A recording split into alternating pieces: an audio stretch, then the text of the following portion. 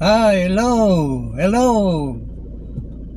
Mga kapatid, narito na naman po ako dahil meron na naman po tayong tatalakayin. Ito po ay ang tungkol sa ipinagbabawal ng Diyos na prutas.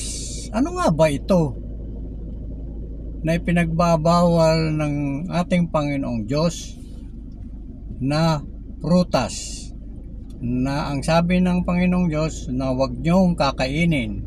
Yan ang sabi niya kay Adan at Eva.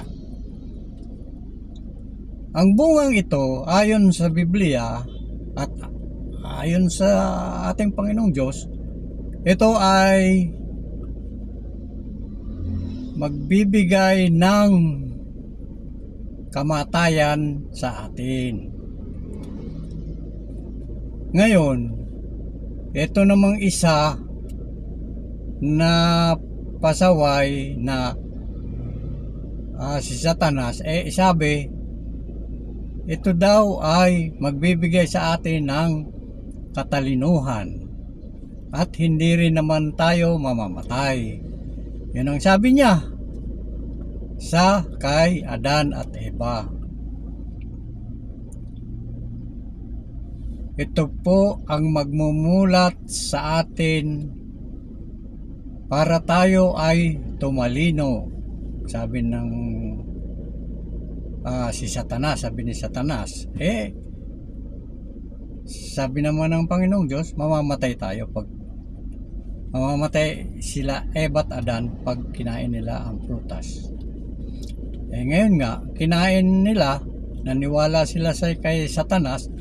Ayun nga ang nangyari, naging matalino nga ang tao. Kaya lang nakilala rin ng tao o nalaman rin ng tao na ang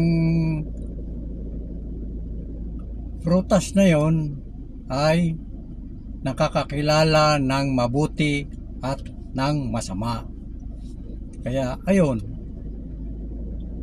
nalaman ng tao ang tungkol sa masama at ang mabuti, at nakita rin nila na sila o tayo ay hubad, walang damit. Yun ang epekto ng prutas na ipinagbabawal. Yan lamang po sa ngayon, at sa mga susunod pa ay may iba pa tayong tatalakayin. So mga kapatid, maraming salamat sa panonood ng aking video. Patulong naman po na i-subscribe ang aking channel dito sa YouTube. Maraming salamat, at mag-ingat po tayo lagi. God bless po.